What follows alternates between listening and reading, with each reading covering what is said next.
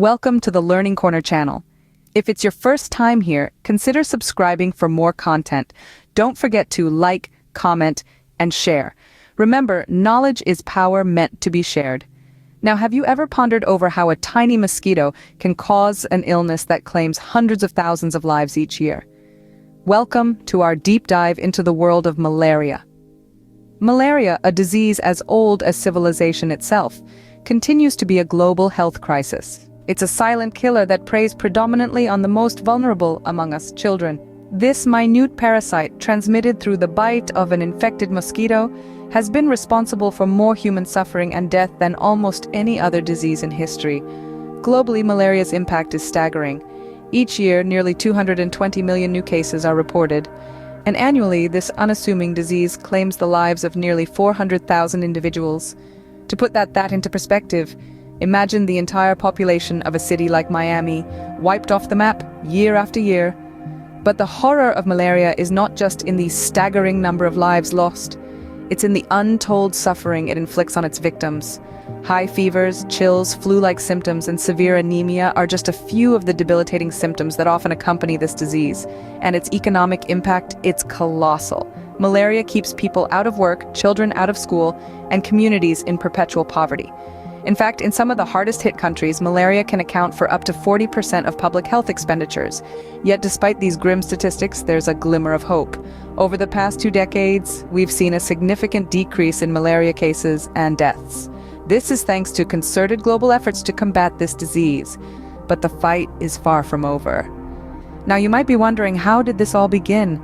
How did a disease caused by a microscopic parasite become one of the world's deadliest killers? So let's journey back in time to discover the origins of this deadly disease. The tale of malaria is as old as civilization itself, entwined with our history and evolution. Malaria, a silent killer, has been lurking in the shadows for millennia. Its story begins over 500 million years ago with the evolution of the Anopheles mosquito in the Jurassic period.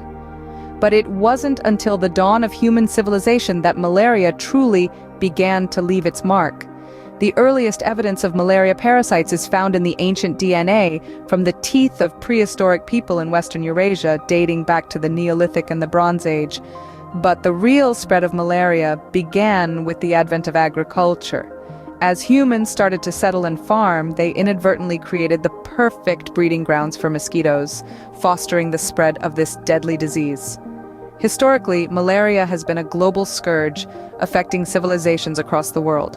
From the ancient Greeks and Romans to the African and Asian continents, no region was spared. The disease has even been linked to the fall of the mighty Roman Empire, as recurring epidemics debilitated the population. In the Middle Ages, malaria was well recognized in the medical field. The infamous Roman fever was identified as malaria, and the disease's cyclical fevers were noted by Hippocrates. The term malaria itself, meaning bad air, was coined in the 18th century, reflecting the then belief that the disease was caused by foul air in marshy areas. The 19th century brought significant advancements in the understanding of malaria. The life cycle of the parasite was discovered, and the mosquito vector was confirmed. This marked the beginning of the fight against malaria, a battle that continues to this day. Malaria's impact on history is profound. It has shaped populations, influenced wars, and spurred scientific discovery. It has been a driving force in human evolution, a catalyst for change, and a relentless foe. Now that we've seen how malaria has left its mark on history, we turn to the present. How does this disease continue to affect us today? Imagine a world where you could see the invisible, the microscopic. You'd see a battle raging within the human body, a battle against malaria. This onslaught is triggered by a tiny, single-celled parasite known as Plasmodium. There are several species of this parasite, but the most deadly to humans is Plasmodium falciparum. How does this microscopic menace enter our bodies? Through the bite of an infected mosquito. When a mosquito that carries the Plasmodium parasite bites a person, the parasite is injected into the bloodstream. From there, it travels to the liver, where it quietly grows and multiplies. This is the invisible invasion, undetected by its human host. Once matured, the parasites leave the liver and invade red blood cells. Inside these cells, they continue to multiply, eventually causing the cells to burst open. This release of parasites into the bloodstream triggers the symptoms of malaria. High fevers, shaking chills, and flu-like illness are the body's response to this assault. The Plasmodium parasite is a master of disguise, changing its appearance to avoid detection by the immune system.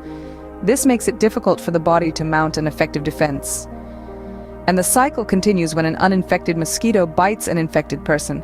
The mosquito ingests the parasites with the blood meal, and within a week, the parasites mature in the mosquito's body. Ready for transmission, they move to the mosquito's salivary glands, waiting to be injected into the next human the mosquito bites.